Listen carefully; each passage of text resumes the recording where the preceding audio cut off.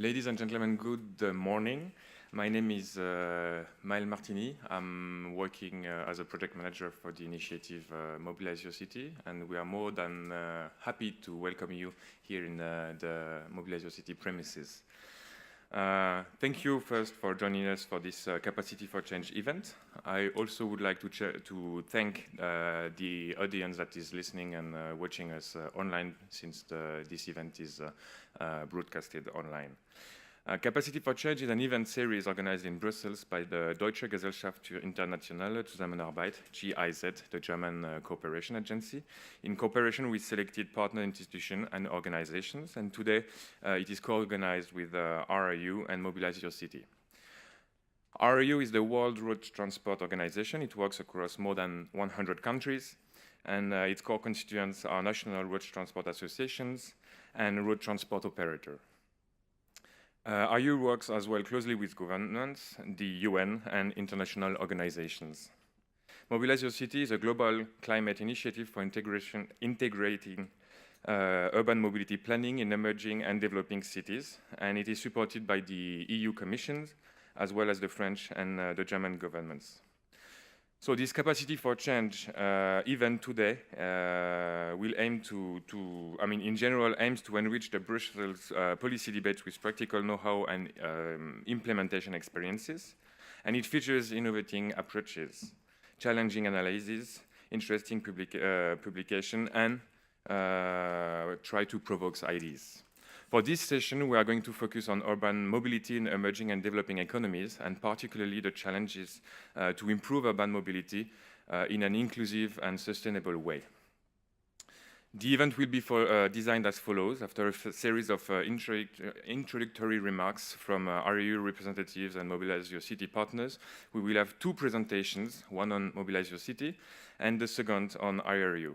Then we will have a 20 minutes to 25 minutes Q&A session, and finally there will be a concluding remark made by the coordinator of Mobilize Your City Secretariat. Without further ado, I would like to invite our first speaker, Mr. Paolo Ciccarelli, Acting Director of the European Commission for Sustainable Growth and Development at DG DevCo and Head of Unit C5, Water Infrastructures City. Mr. Ciccarelli, the floor is yours. Welcome. Thank you very much, ladies and gentlemen. It's a very great pleasure to be here today to present this event that we call it Urban Mobility in Emerging and Developing Countries. But as you see from behind and from the screen, here we are here to present Mobilize Your City, which is this initiative from some German and French organization, mainly GIZ, AfD, but also others, and the European Commission is also contributing to it. Recently, we approved just a few weeks ago the funding to participate to this very important project. And in order to show the importance of this initiative, I would like to start from the framework in which we put this initiative, which is, of course, as everybody can imagine, is the Agenda 2030, where we have a specific goal on cities and one target on urban mobility. So that is the hook where we start. And then, of course, we have a lot of commitments that follow the Agenda 2030, like the Sendai framework, like the COP21 and then COP22, the commitment on climate changes. Then, of course, we have the Addis Declaration on financing. And in Quito, in October 2016, we had this very important conference for the new urban agenda. And there the Commission, together with all EU member states, has been able to work really actively on this, on the drafting of this new urban agenda, and has been able to include, first of all, the principle of the European Union, which is a human rights-based approach, is a strong, let's say, interest for the gender balance and women empowerment, a focus on the youth, on the job creation, And on top of the principle that we are able to introduce, and of course the strong, I would say, importance of local authorities and civil society in contributing to the new urban agenda, then we have been also able to steer, let's say, the policy of the European Commission, addressing the three big pillars of social, economic, and environment dimension, and also associating good governance as a kind of cross-sectoral issue. So basically, I would say that all what we have in the EU policy is reflected in the new urban agenda. This is a very, very important success, because this has been taken months of negotiation with the G77 and with all the other countries, let's say, that have been participating in the drafting of the new urban agenda. Now, how does it fit in Mobilize Your City? Because, as I said, we are now focusing on a specific target of the goal 11. And not only this, because we are also looking very closely to climate change. Now, I have also to say here that in more general terms, the European Commission is also preparing a global answer to the Agenda 2030, and there is now ongoing a proposal from the Commission for a new EU consensus. In this consensus that, as I said, is the global policy of the Commission for the future years arriving to 2030, I would say for the very first time in our general policy for development cooperation, there is really urban development and cities as a kind of important priority. And this will open to us the possibility to allocate it in now, but especially in the future, more substantial contribution in terms of financial and also technical assistance to this important aspect. So I would say that this Mobilize Your City is the entry point of the European Commission to start looking at urban development in general, but in urban mobility in particular. So why we are doing this today? Because we consider that cities are key drivers for development. Cities is where we find the big challenges and where there is a lot about problems in terms of poverty, in terms of mobility, in terms of exclusion. But at the same time, cities is where we have the best opportunity. Because if we make cities working well and managing well, we will have there the possibility to have the real economic growth of the countries, of the developing countries. And we will have the capacity to create jobs. We have the capacity to give an answer to all the young people that is unemployed. So it's there that we have to concentrate our focus. So for this reason, I think that what we are going to do with the Mobilize Your City is very important. This is a program that is mainly about policy. It's about discussing with government on one side and with municipality on the other side to make the right policy framework for introducing good practices for mobility in towns. But then, through another pillars, we will also provide support for concrete projects. And on this one, we will have, of course, in the first line, we will have the KfW, we will have FD, but also all the others European banks that want to participate, and of course the European Investment Bank. And I would like to mention, to conclude my speech, that the European Commission and the European Union are putting in place a strong instrument for this financial support, that is the European Investment Plan. We are discussing how we could also, let's say, address urban mobility in this European Investment Plan, and this will certainly give us, in the near future, the possibility to have not only on one side Mobilize Your City working on the soft component, but we will have also this European Investment Plan to address the need for closing the financial gap that is necessary to address the infrastructure issues in these cities. Thank you very much.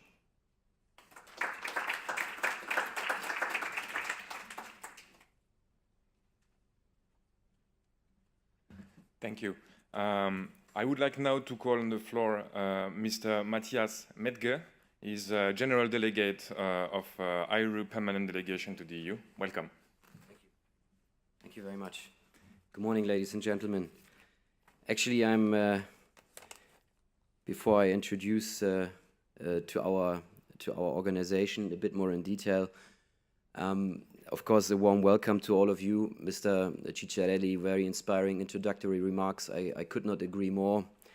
Thank you for the invitation, also to Markus Delfs, to your very, very nice building here today. Dear Mr. Forster and dear Mrs. Bouzou, for GIZ and for AFD. I have actually taken the role as General Delegate this week, and there was many meetings, a very nice cocktail event on Wednesday, and hundreds of meetings, which is why my voice is a bit sore today. I duly apologize for that. But I'm not new to the area. I've worked for nearly a decade in sustainable mobility and also in sustainable urban mobility, and I'm now very, very much looking forward to starting this fruitful collaboration here, speaking on behalf of my team, where I have many colleagues with me today in the audience, and we have Remy Lebeda, who is also here with me in the first row, who will say something later on behalf of the IRU. We have started a very interesting collaboration with this initiative, I think. It's now the first meeting of this kind, together with the Deutsche Gesellschaft für internationale Zusammenarbeit here today. And I'm sure this event will be inspiring us for even further activities. It will lay the foundation for a close and for a long-lasting partnership with and together with the IRU, GIZ and our other partners to develop sustainable urban mobility.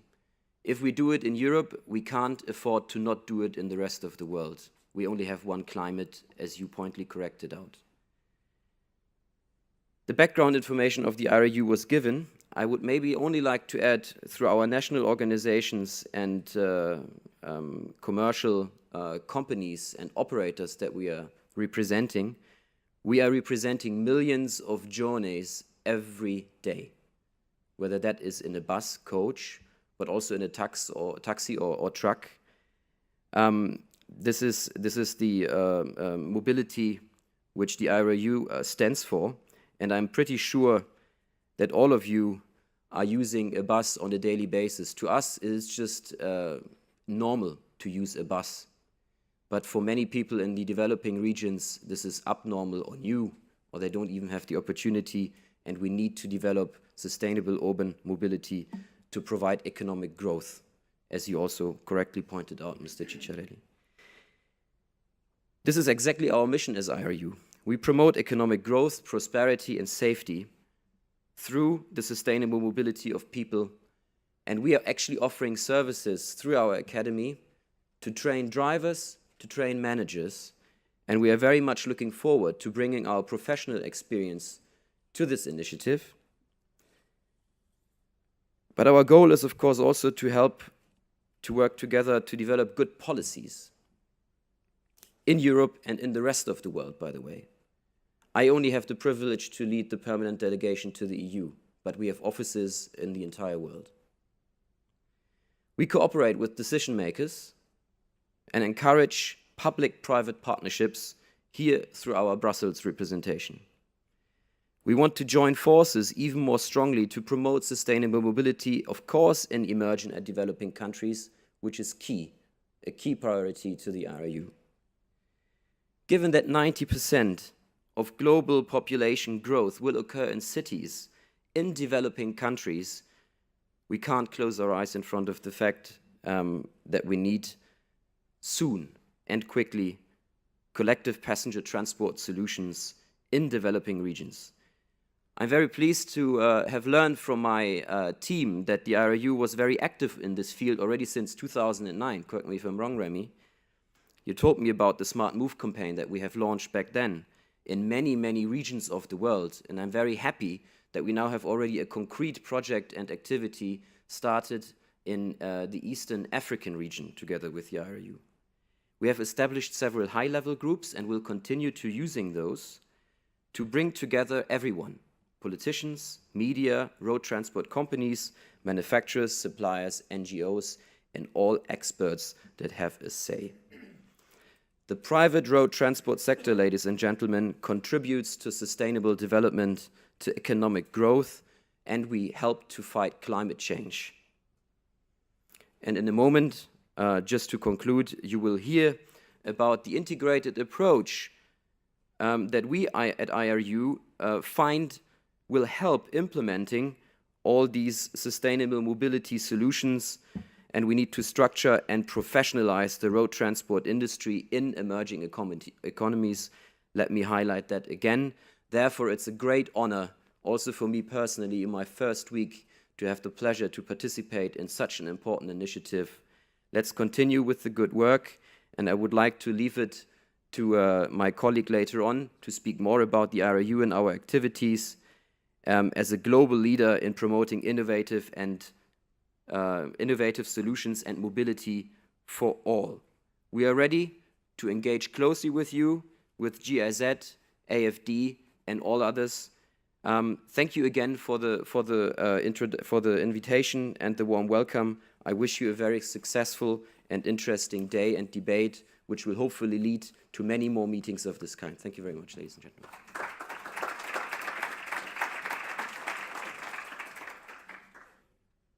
Thank you, Mr. Medge.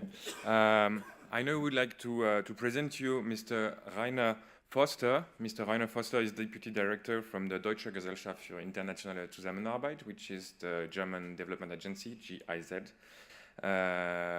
from the representation in Brussels. Thank you very much. Good morning, ladies and gentlemen. It's my pleasure today to welcome you to this event on behalf of GIZ, the German Agency for International Cooperation, the agency of the German government. And much has already been said about the Capacity for Change format that we have established about a year ago. So we organize meetings to enrich the Brussels policy debate, share experiences, draw lessons learned, mostly from an implementing perspective, or the perspective of an implementing organization. Usually we don't do that on our own as GIZ, but we invite other organizations to share their experience. And this time we are particularly happy to have the IRU working with us together to co-host this event. So thanks a lot for this cooperation, and we are also looking forward to our continued collaboration. Mobilize Your City has started and taken up its work here in Brussels, which is also a significant event for us as GIZ. And as I see it, it's a truly European initiative. So in a way, we have the European Commission supporting it, but also the governments of France and Germany. And we have two big implementing partners, implementing organizations, European ones, that are then taking up the work to actually stage this initiative. And we have Agence France de Développement and GIZ joining hands doing so. And we very much look forward that others may join this initiative as well. So without further ado, let me wish us an interesting event, fruitful exchange, and hand over to my colleague Alexia Buzieux from AfD.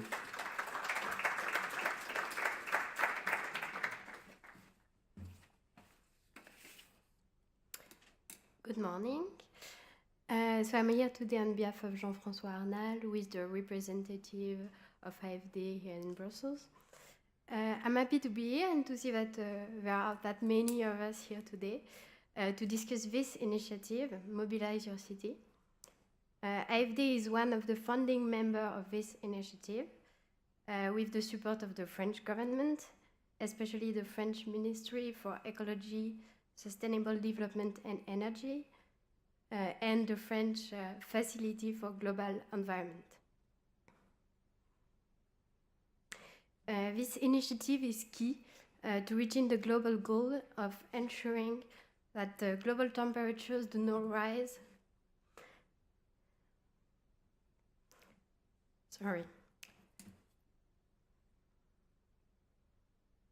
This initiative is key to ensuring that global temperature do not rise to more than 2 degrees, as agreed upon during COP21.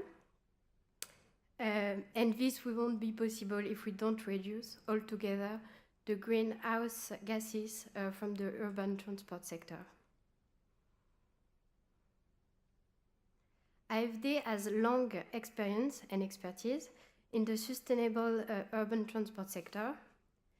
Indeed, between 2009 and 2015, AFD invested around 3.2 billion euro in urban transport projects. And we plan on doing more in the coming years. The wide majority of these projects include climate objectives and have climate impact. AFD is deeply aware that urban transport funding can't be only about infrastructure. As you mentioned, Matthias, we need an integrative approach. And this includes plans for sustainable urban mobility at the level of cities, but also mobility policies at national levels. It's the only way we can together maximize our investments in transport infrastructures. AFD is actively involved in Mobilize Your City for this exact reason. The community of practice we have been developing now together for about 2 years is an efficient tool to support the necessary dialogue on urban mobility practices. The diversity of stakeholders participating in these initiatives and the partnership approach is the real essence of Mobilize Your City. For this, we can only praise the choice of Brussels for the location of the liaison office of Mobilize Your City, where we are so used to collaborating all together on a day-to-day basis with a diversity of partners, including the European institutions, of course. During COP22 in Marrakesh, the initiative entered into its operating phase. AFD already implements programs under Mobilize Your City, included one funded by the European Commission to work together with the city of Kochi, Ahmedabad and Nagpur in India. And this initiative began already in November. AFD also received applications from 22 American cities, which are currently being assessed by Mobilize Your City Secretariat. So to conclude, this initiative is built on strong partnerships with implementing partners, donors, and a network of already about 100 cities. And there is no even an office in Brussels, so we are all ready to kick off.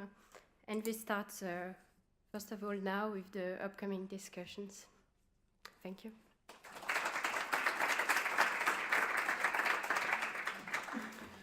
Thank you, Mrs. Bugieux. I see that all our partners and funders have high expectations, so I guess it's up to us to start working very soon. We have talked a lot about Mobilize Your City. Now it's time for you to know a bit more in depth what is it about, and to do so, I will ask my colleague Reda Souyeji from AFD to talk about it and to present the initiative. Reda, he works for the Agence Française de Développement and is the Mobilize Your City focal point. The floor is yours, Mr. Souyeji. Hello, everybody. Good morning, ladies and gentlemen. Very happy to be here. Indeed, it's been more or less 18 months that we're working together with all the partners in Mobilize Your City. And it's my first time in the Secretariat office in Brussels, so I'm quite happy to discover it.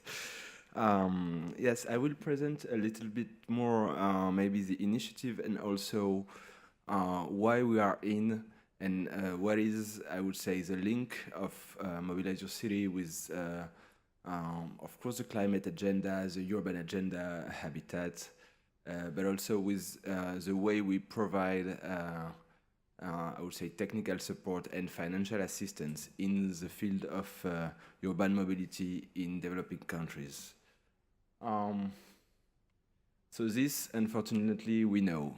These are pictures showing that, like, cities in all the world, but especially in developing and emerging economies, are facing huge problems. Problem, of course, of accessibility. People like spending 4 hours to commute to their jobs.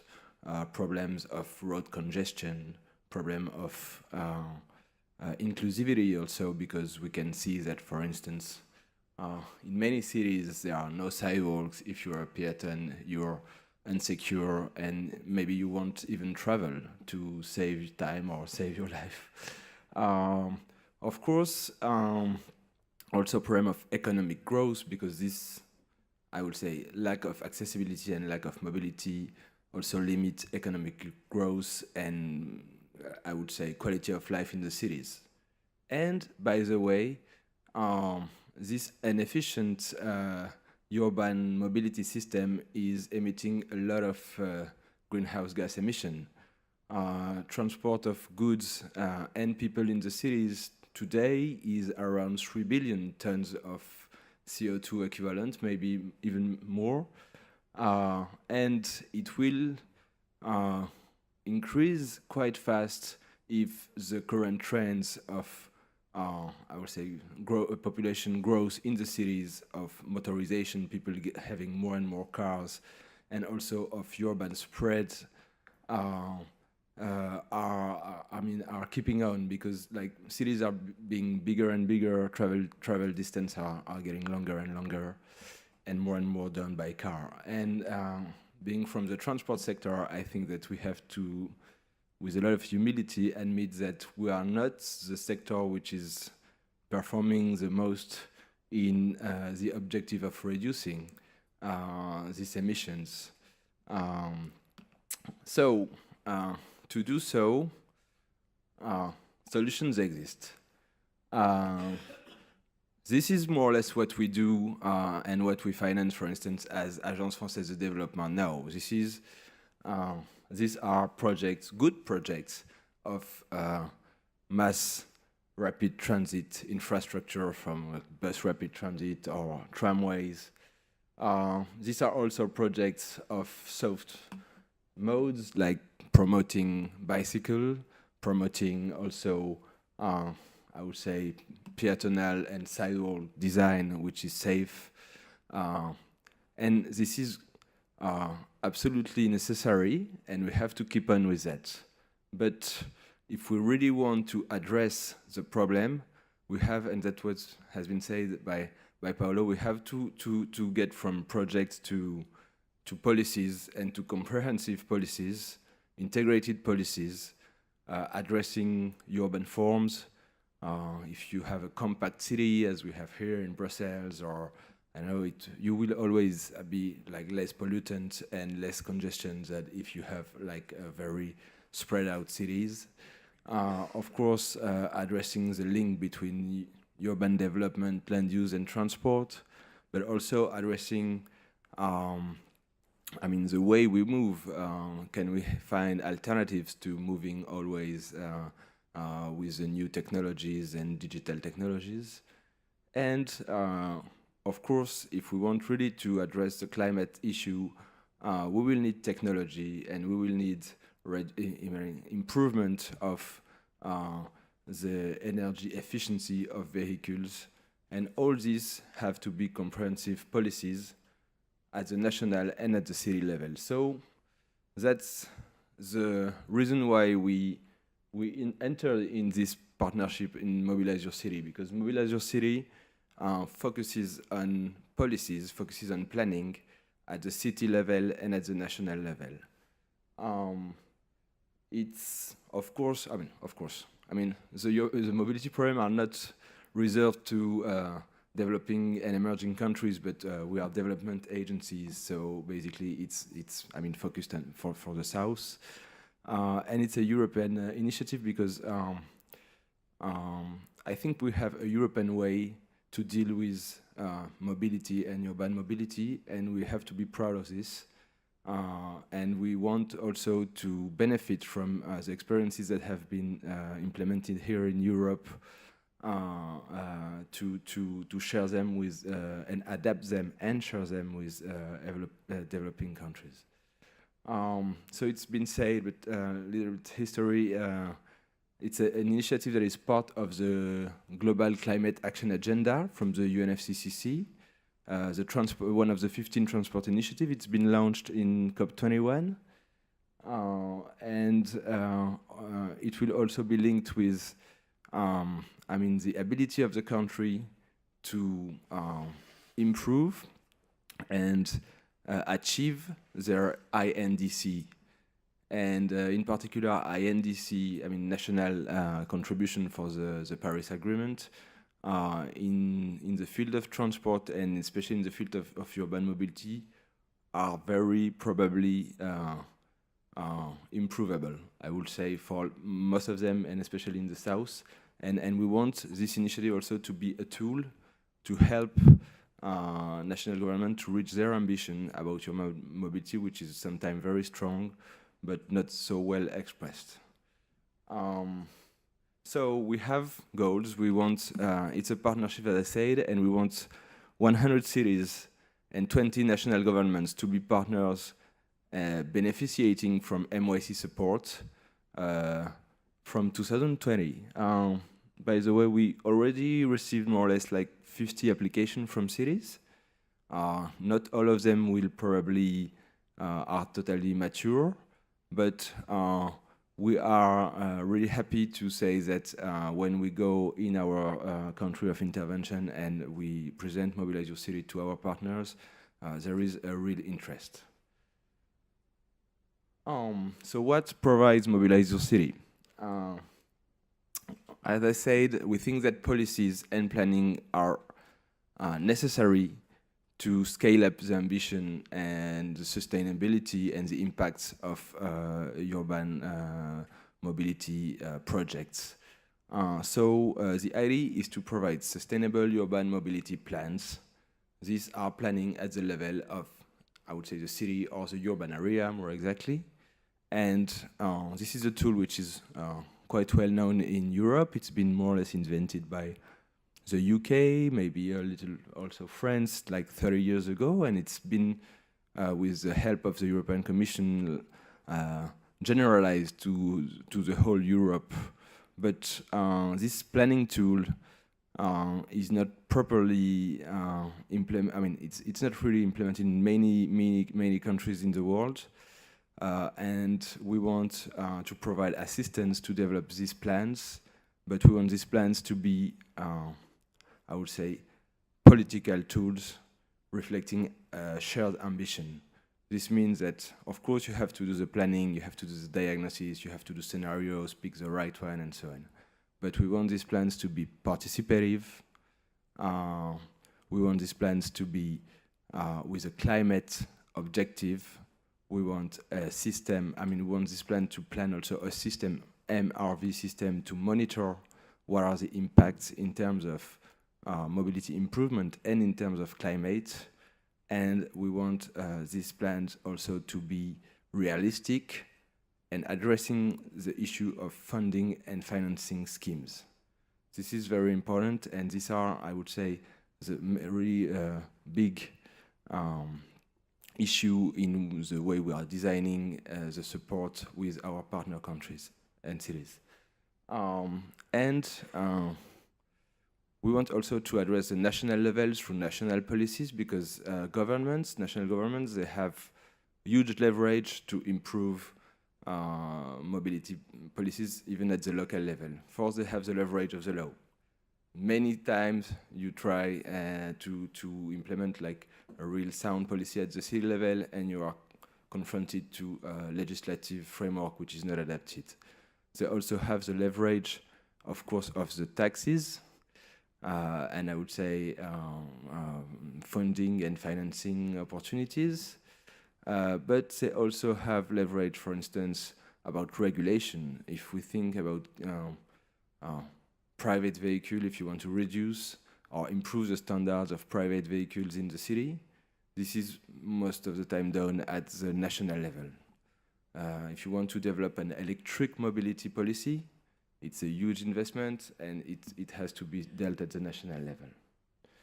And the third pillar of mobilize.yourcity is capacity building.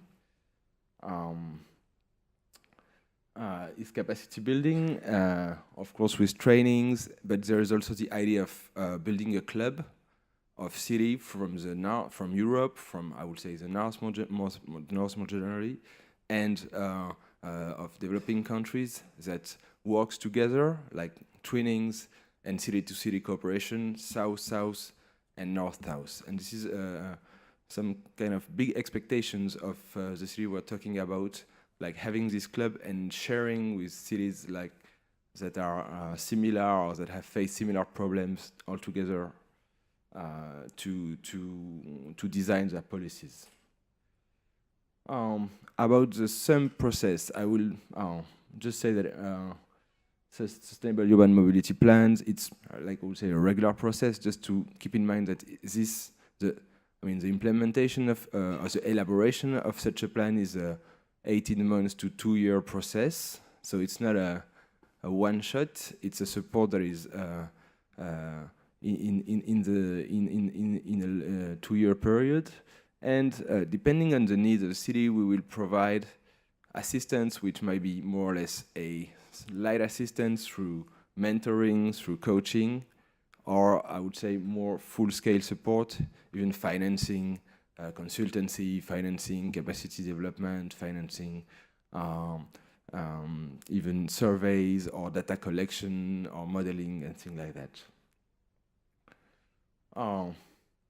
We design modules, so I will not develop too much on that, but we design modules, we designed typical terms of reference, also sharing with our partners from the south about their needs.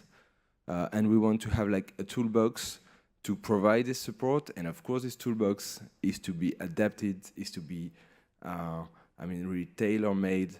The tools are to be tailor-made for each need and each city.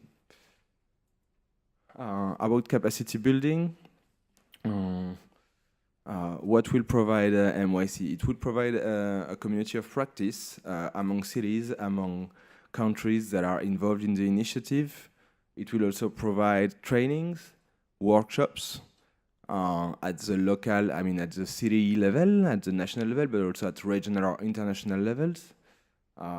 This exchange platform online, but also with common events and things like that. Webinars, trainings, and also we will design capacity building programs at the level of one country. For instance, by now we are designing a capacity development program in Morocco. A lot have been done in Morocco for capacity development in this field, and they want to go further to address the climate issue, to address the private vehicle issue, to address many things, and we are designing with them such a program. So now I will talk a little bit about the link between MYC and investments and financial assistance, which is key, I think, for many development agencies, and in particular for AFD, as we are a development bank, and this is our job to finance projects. So first, the first idea when we get in MYC was we need a tool to secure good projects and to create pipeline, and that's the first idea, because with designing, improved planning will offer opportunity first in terms of scaling up impacts.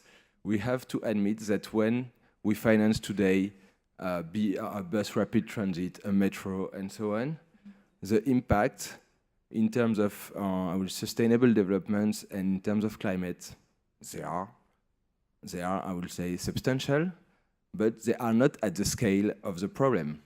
Like you can, for instance, avoid maybe 50,000 tons a year of CO2, when in the city you emit 10 million. And we know that with good policy, we can avoid like maybe 30, 40, or even 50% of the total, but only implementing mass transit, you don't reach that. You need integrated approach and you need planning. So we say that, okay, we do this metro project, but we also do MYC, and at the next time, we have a comprehensive program to finance, and we also, upscale the impact of our current project. So that would be, I would say, the first link. Of course, mobility plans create pipelines of climate-smart projects and of, I would say, sustainable projects. So it also gives you, a pipeline for the future. But also, we think that implementing a mobility policy, comprehensive mobility policy, deliver better projects and deliver more bankable projects. Within MYC, we are going to focus on the link between the transport policy, the mobility policy at the country level, at the city level, and the funding and financing scheme. So that means that we want to help cities and countries to get, fiscal revenue from transport and to transport. So that makes projects more bankable, not especially in terms of investment, but that makes the operation more bankable. And we have this problem of operation, which is very, very much, losing money in many cases in the collective transport. And we think that this will help to allow more public-private partnership to give more bankability to many urban transport projects. Also, I have to admit that we're a little poor in terms of, I would say, subsidy financing in the field of urban mobility. It's true that it's not a priority for climate finance to finance. It's very expensive to finance a metro if you want to avoid a ton of CO2. But we think that if we provide programs with monitoring framework, with clear climate objectives that are ambitious, and with a way to monitor these impacts, we can go and involve, deeply and deeper, at least the climate finance tools, being the green climate funds, but also being green bonds and things like that, in the field of urban mobility. And that's also another objective of MYC for us. And then I would say, particularly in emerging economies, our ambition within 2 years is to finance, I would say, programs that are not projects of mass transit, but that are programs that are based on the output of the mobility plan. You have this mobility plan, you have a sound, objective, and evaluation of impacts. You have a priority investment program of 5 years. And you have also a system to monitor your impact. So let's go. We finance not this project, but we finance your city, or we finance this program on a program-based loan, or even on an output-based loan. As it's been designed with MYC support, we are confident that we are making good financing. And that, I think, is a real way to scale up our financing, and also to be sure that they are focused on objective of sustainability and also an objective of climate, more than on a logic of pure infrastructure. So that's also, I mean, we will keep on financing metros, BRT, LRT, and so on. We will keep on financing roads, financing urban roads when they are needed. But this is also what we intend to do. And I will not develop more than that. Just to say that MYC is not yet a big apple. It's still waiting for other partners. We have three kind of partners. Of course, the beneficiary. These are the cities and countries that we are providing support to. Of course, the contributing. These are donors, like the French and German government and the European Union, and other, I hope, soon. And we also have knowledge and networking partners, which are, like, I would say, the sustainable urban mobility environments that we want to engage with MYC to develop common framework, common initiative, common actions, even if there is, I would say, no financial, I mean, they are not donor and they are not beneficiary, but we are going together. Thank you very much.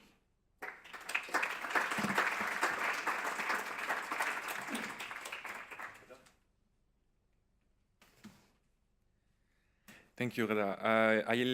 I now would like to invite Mr. Rémi Lebeda from IRU to present collective passenger transport as crucial component of sustainable urban mobility concepts.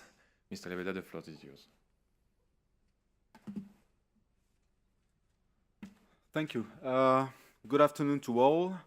I would like to thank first GIZ and the Mobilize Your City initiative for the very good cooperation in organizing this event. I must say that Reda's presentation was actually very inspiring.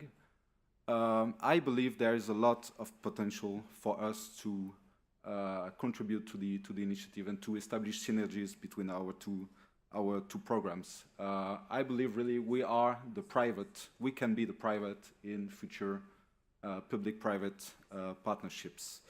And I don't think I'm breaking any secret in saying that, yeah, we are currently preparing our application to become a knowledge partner to the initiative. So I'll start with what RIU stands for. We are the organization representing passenger transport by road, whether we're talking school transport, tourism, urban, or more long-distance transport by road. And we do that globally. We are present in approximately 100 countries around the world. That has been mentioned several times already. The global context we are working in. There's a strong need for first development and also sustainable mobility. So how do we, as the IRU and the industry we represent, how do we contribute to these objectives, development, sustainable mobility? Our answer is really the use of bus and coach transport. I'm sure you've seen that picture in one way or another before. It speaks really 1,000 words. A few words on bus and coach transport itself, its performance, a few figures. Since the 90s, in terms of pollutant emissions, let's say the average fleet has reduced its pollution by 90%. In terms of CO2, they are clearly more, these vehicles are clearly more efficient than private cars, and the technology is actually evolving at the same pace as for smaller vehicles. So we are looking at a very bright future with a bunch of alternatives to diesel and gasoline.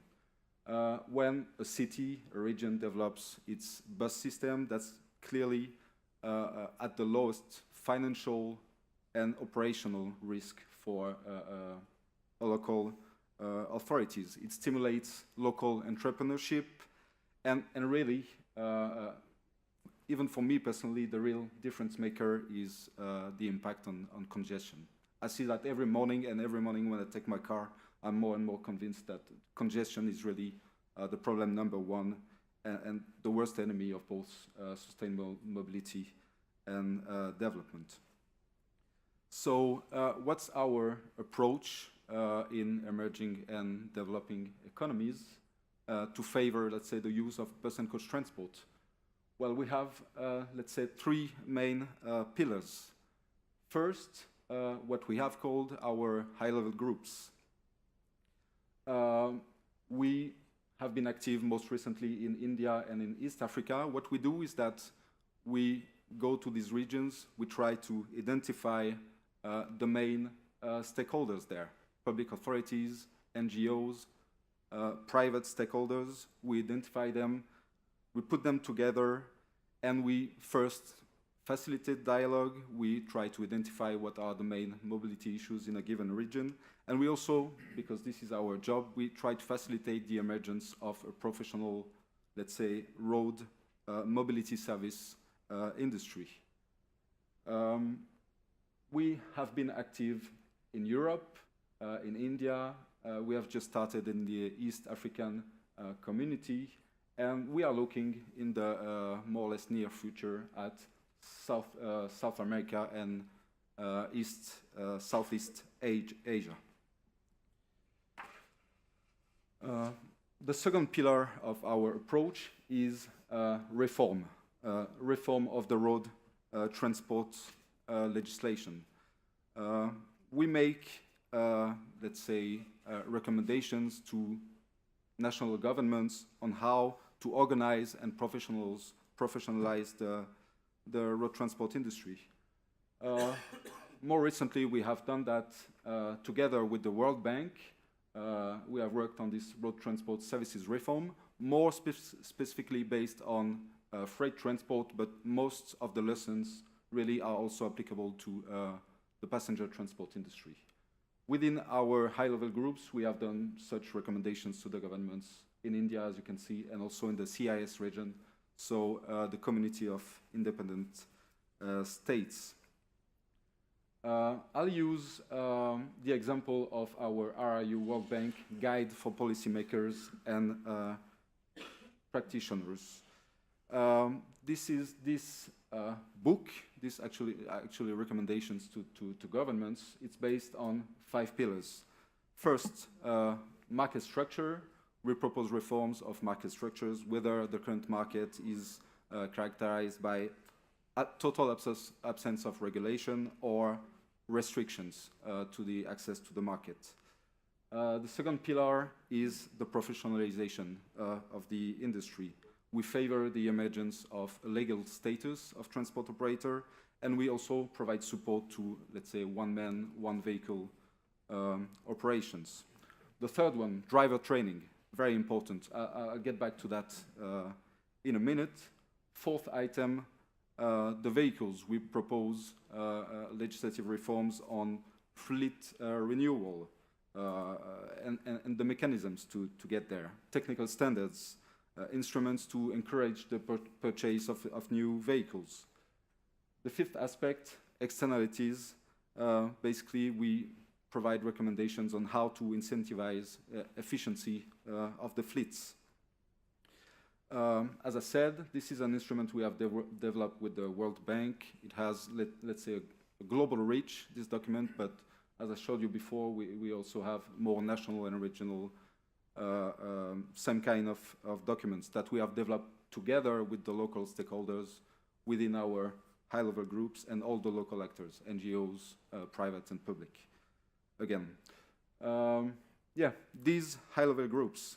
I'll give you quickly the experience we have had first in India and then the work we have started in the East African community. In India, we have been active for a little bit more than a year now.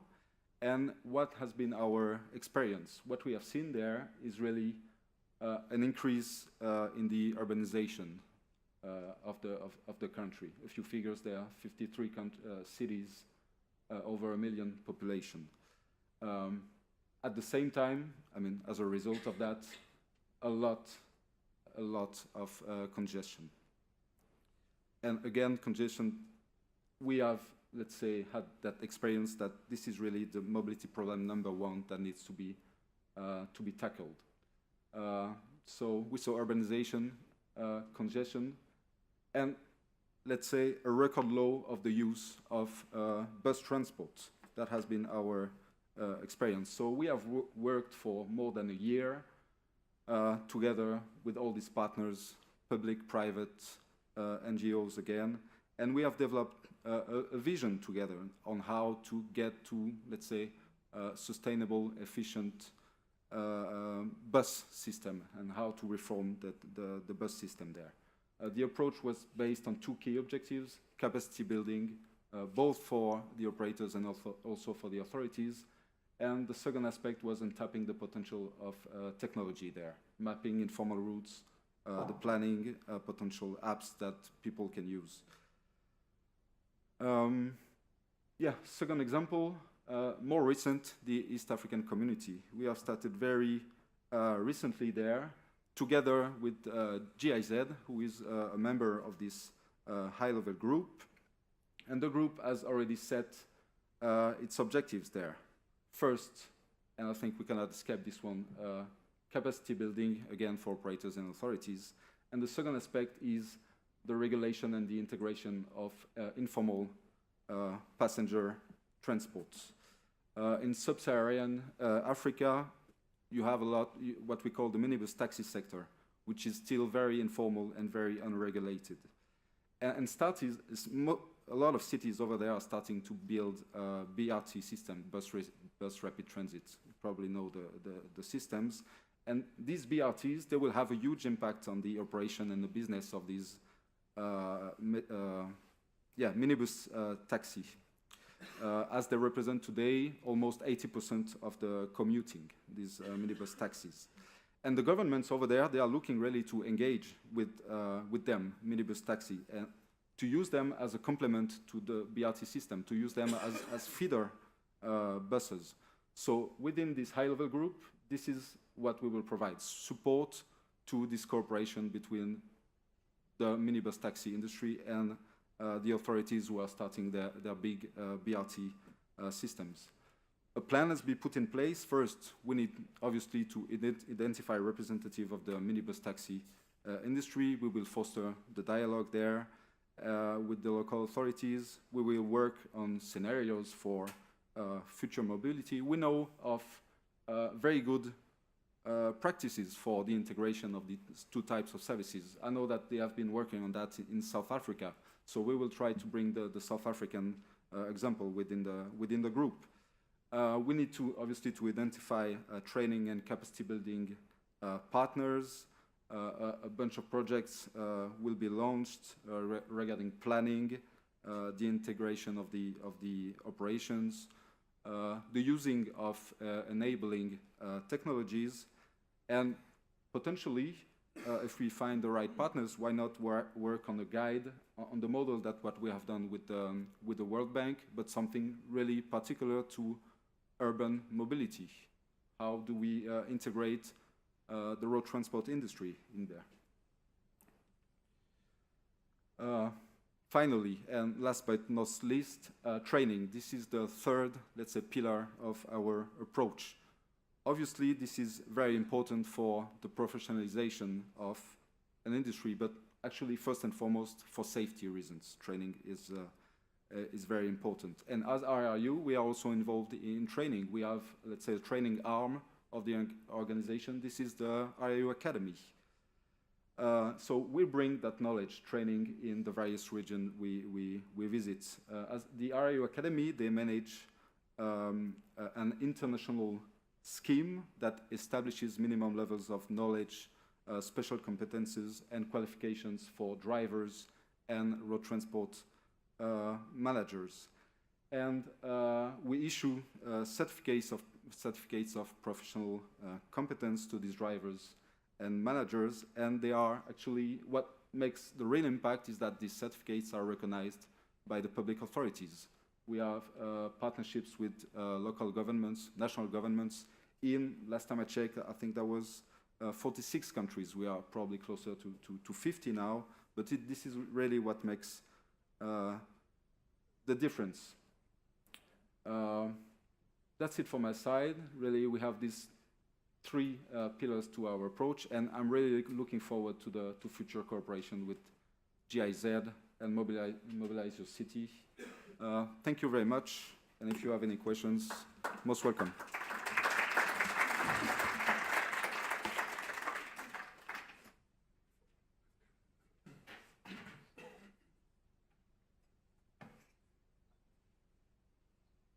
Thank you very much.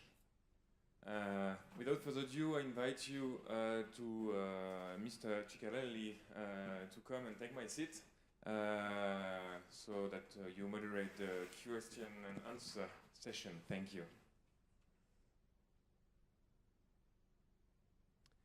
Yes. I hope that this is going to be the most interesting part of the day, because then it's up to you to make it interesting by asking questions to our two experts. Here is the opportunity to know everything about Mobilize Your City or about urban mobility. So there is anybody that wants to start? Yes, please. Thank you. Shall I remain seated? Is that okay? I, of course, have a question not to my colleague, but so I let you off, Remy. Thanks for the good presentation. But to Reda, because you spoke about how you can apply for funding and how to develop a national or an open mobility plan. And I heard a lot about greenhouse gas emissions. And at the same time, we speak about emerging economies and regions that don't have a functioning bus and coach system at all. Remy, you mentioned it. The congestion aspect is really what's the main problem. And then I'm wondering, when there is a strong focus on explaining greenhouse gas emissions, when you don't have a bus system as all, how do you structure these applications? How high is the burden for new markets to apply for the money? How detailed do they have to become in the plans? And to conclude my question, greenhouse gas emissions are undoubtedly important, but what about air quality? I haven't heard anything about particulate matter and noise. How do you intend to measure that? Again, coming from alternative fuels background, I've worked with natural gas vehicles for many years, and in India they tackled the air quality problem through CNG buses, for example. But so maybe you can elaborate a little bit more on these, how high are the burdens to apply, and how are these applications structured? Okay, thank you. Very good question. So, okay, I will maybe we'll take further other question, but I will first answer you. The idea is that any city or country who wants to apply to Mobilize Your City support provide us with, I would say, a statement of its ambition. We hope that on average we can have ambition that intends to reduce greenhouse gas emission of up to 30 to 50% at a long term. But of course this will depend on the level of, I would say, maturity of the transport policy within the city. So it's not like purely necessary for, in particular for city of developing economies that are not, I mean, it's evident that the greenhouse gas problem is not their first priority, and even that they are not emitting a lot. Their first priority is very often to structure an offer, collective offer, to deal with the problem of congestion, which is even in low revenue countries is getting really increasing fast.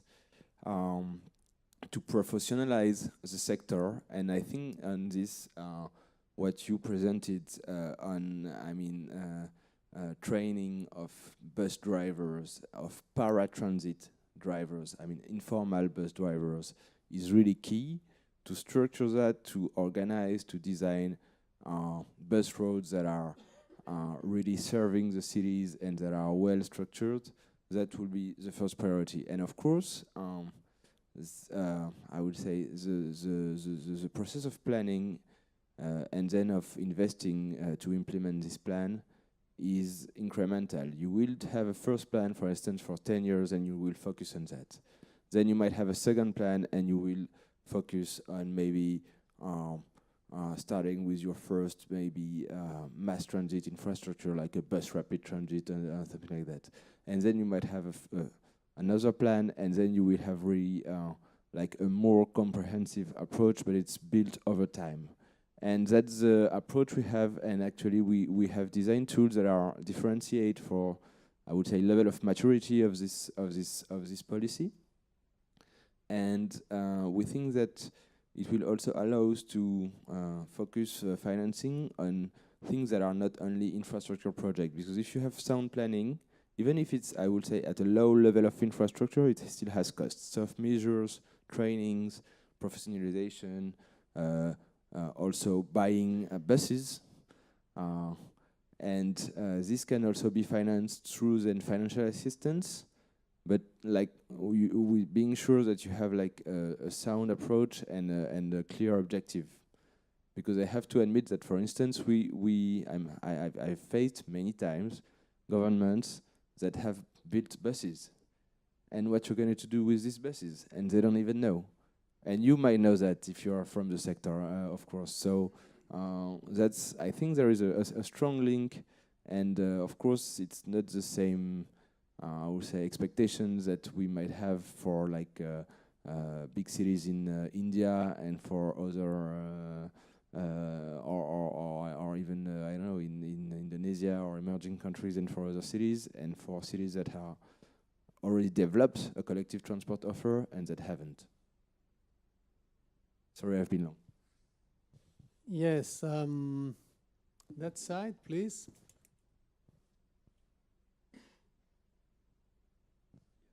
Hi, good morning. My name is Riu Academy. I'm also from the European Commission. I have basically two questions, if I'm allowed to ask. Yeah, you are. Yeah, thank you so much. My question number one is related to more the big picture about complementarity and coherence. And my second question is related to investment. Through the excellent presentations, coming to my first questions, I think we got a good overview about what is Mobilize Your City about. But we know that Mobilize Your City is not operating, you know, in its own universe. We have different initiatives which are ongoing and which are on the rollout. For instance, I take the Covenant of Mayors and its rollout in Sub-Saharan Africa, for instance. I would like to know how Mobilize Your City ensures within their coordination and steering, you know, the coherence and complementarity of methodologies and other things with other key initiatives ongoing in the urban domain. That's the first one. And the second one, I think you explained nicely the issue of stimulating dialogue for investment. But one of the biggest partners for investment is, from my perspective, the private sector. And could you elaborate a bit more how you intend, or how Mobilize Your City intends to bring the private sector in? Would there be specific platforms, for instance, you know, which try to foster a dialogue between private sector and funding partners, local governance, and so on? So thank you for probably answering two questions, and yeah. Yes, and on the second question, I would like also to have your opinion, because I think that you are basically a key organization in contributing to a possible platform. Thank you. First question about coherence with other initiatives at steering and methodology level. I think these are the two levels that we have to deal with. First, steering.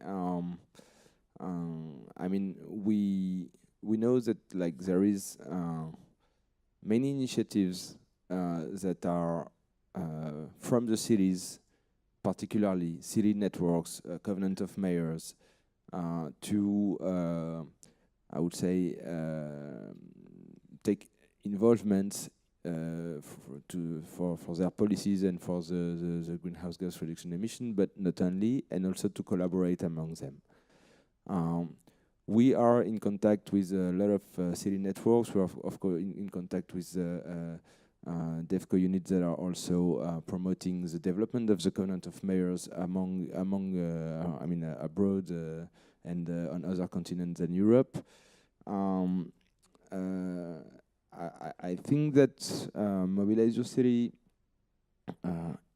is focused on a sector which is urban mobility, and it has, at the end of the day, to provide tools that can offer a declination of a political objective. For instance, the political objective is like for cities of the Covenant of Mayors to reduce their greenhouse gas emission, to improve the livability of city, to have an equilibrated urban development and things like that. But we intend to provide like some sectoral solution in the field of urban mobility to these involvements. And it won't get as political as can be the Covenant of Mayors or even all the other city networks. We are also working with other initiatives that are more about transport, like the SubSaharan Transport Program in Africa, Sub-Saharan Africa, transport program. And here it's really about giving consistency to the way we provide support, to the methodology, sharing tools, and also sharing like agenda and pipelines to be complementary and even to have like mutual recognition and being one with another partner. We want SSATP to be a knowledge partner of MYC, and the contrary, like AFD is involved, the European Union is involved in SSATP also. There is also the new Sustainable Urban Mobility for All initiative that has been launched by the World Bank.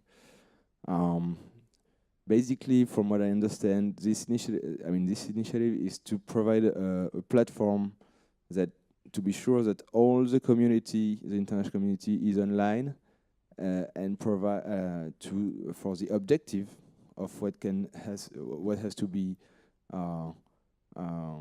our action in the transport sector, giving like some really worldwide recognized indicators.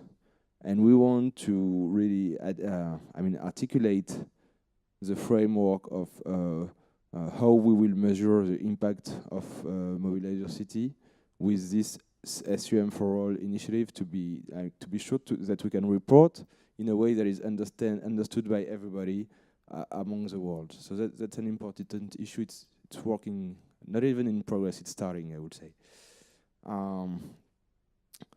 About the private sector, and I'm really interested to hear you. So, if you could start.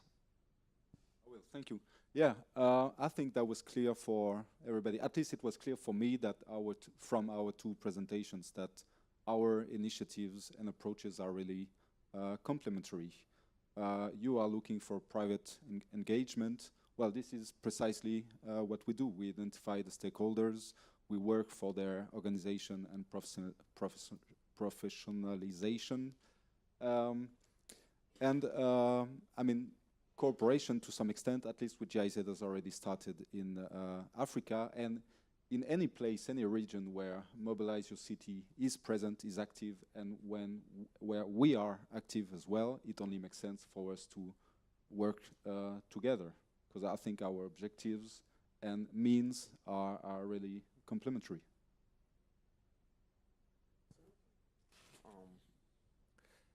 Yes, maybe to first, just to be clear, we don't want like private profitable company to be partners of MYC. We don't want MYC to be supported by Renault Trucks, Alstom, Siemens, whoever you might imagine in the sector.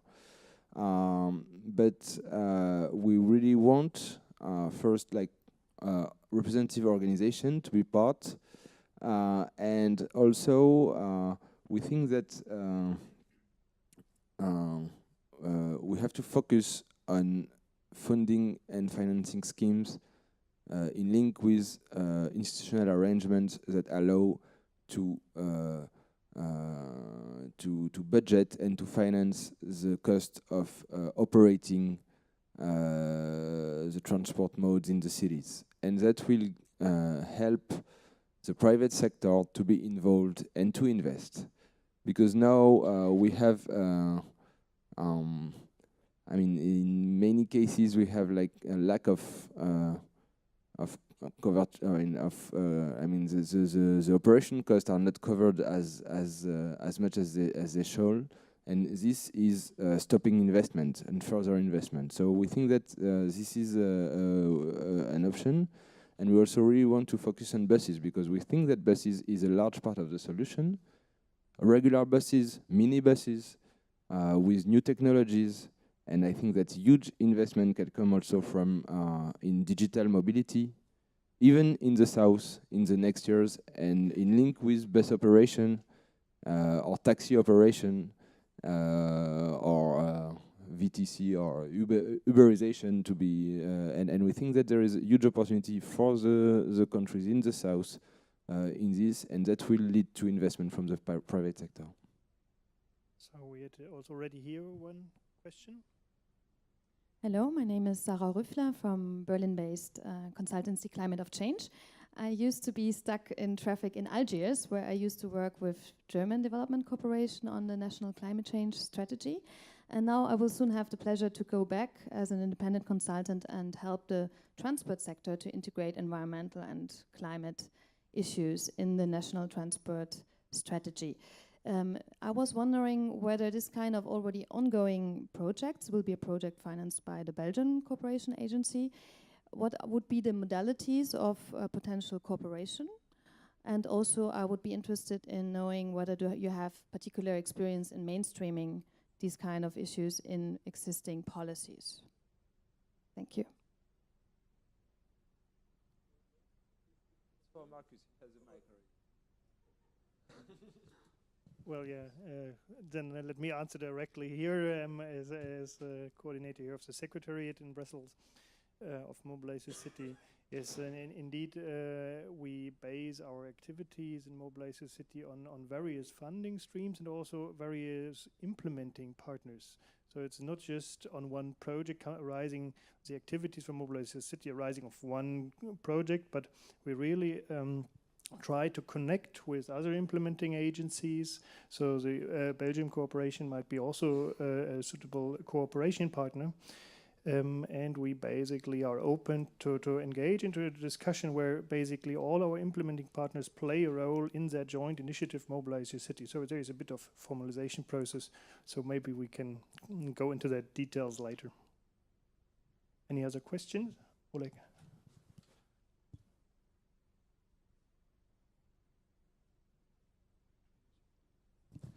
Thank you, Oleg Kamberski from NAM, head of passenger transport in the IRU. I want to jump on the question of investing in the private sector. Because in emerging economies, in developing countries, and taking the example of renewing the fleet. Because if you take now, governments want to renew the fleets. Operators want to run efficient new vehicles. Banks, international development banks, they are ready to finance these kind of things. And yet, the money doesn't flow into this innovation of renewal of the fleet. Why? Because the risk is too high. The risk is too high that they cannot, the manufacturers, if they want to sell, they don't know if they will, make a profit.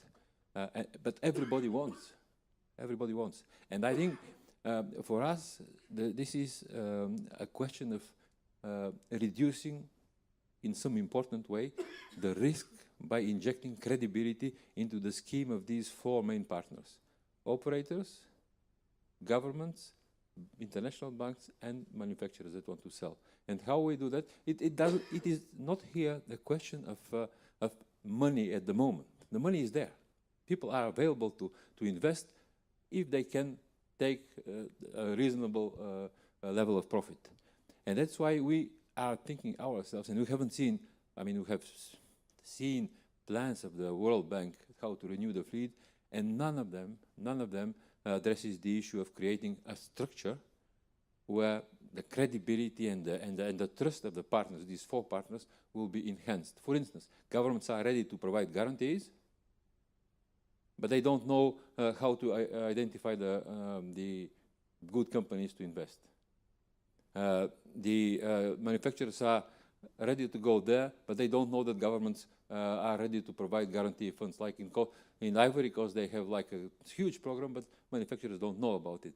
And here it goes through possibly these kind of projects to create a model scheme of partnership between these 4, where they can, the interests of all these 4 will be guaranteed.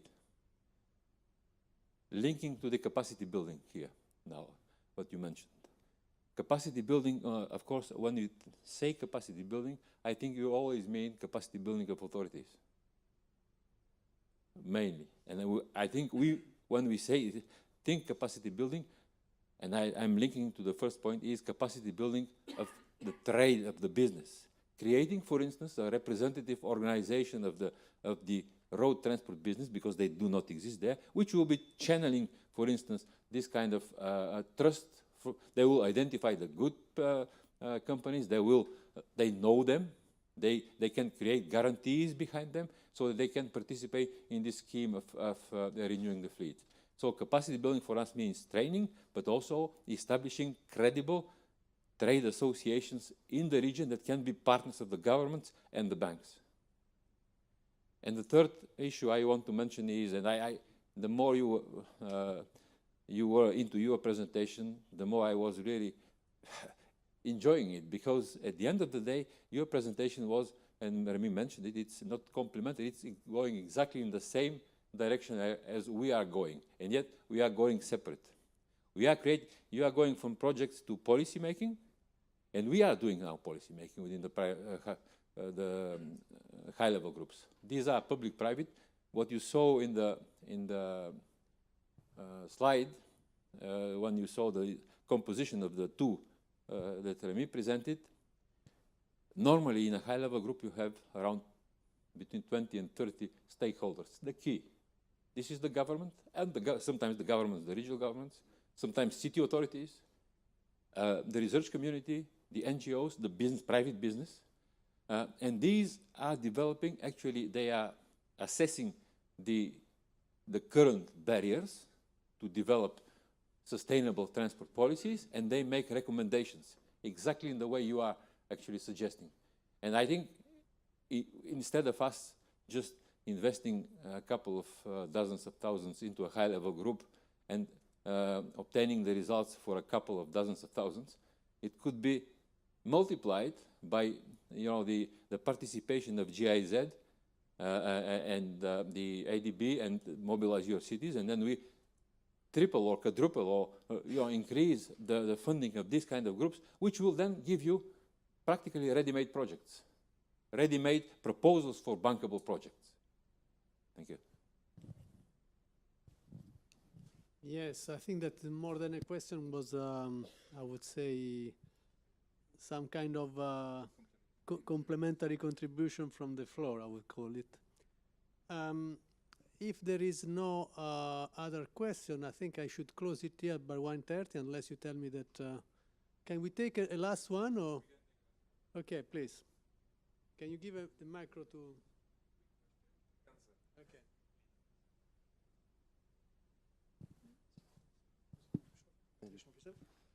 Mark van Buurik from the Permanent Representation of Germany. I'm not really involved in this mobility aspect, so excuse my question might not be applicable. I'm just wondering, maybe also a quick answer, what is the social aspect of this Mobilize Your City? To what extent are, let's say, risks of the social realm included in this planning? So maybe safety, costs of mobility for the people themselves. And is there maybe like a bottom-up approach, something, or I don't know?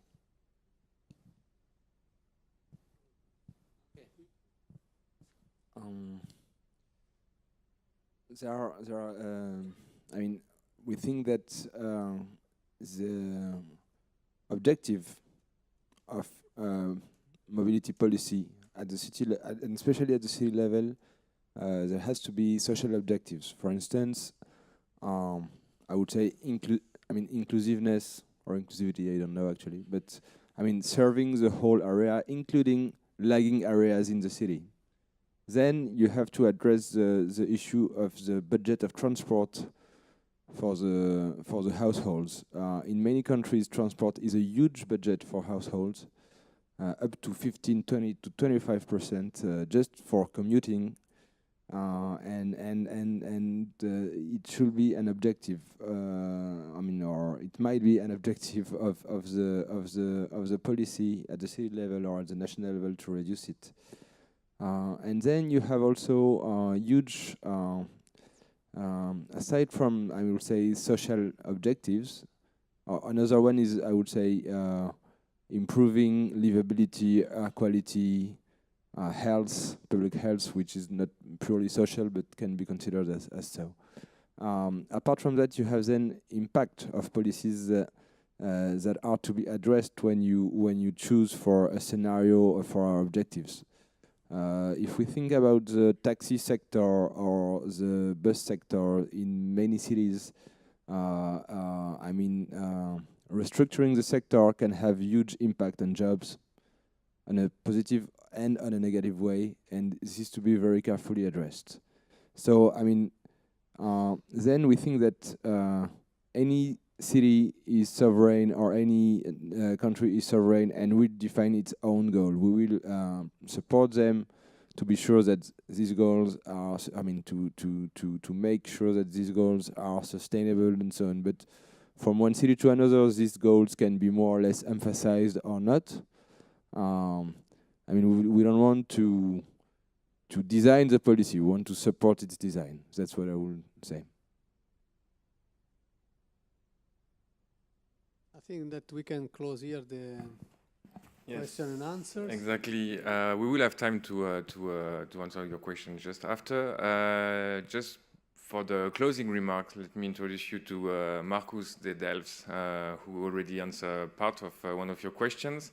Marcus is the coordinator of the Mobilize Your City initiative based here in Brussels. Marcus, the floor is yours. Let me, for the Mobilize Your City Secretariat, just have some closing remarks and afterwards some things, and then we have reached into the time where we continue for the lunch break. So basically, many years, urban development issues have been somehow underrated in development cooperation.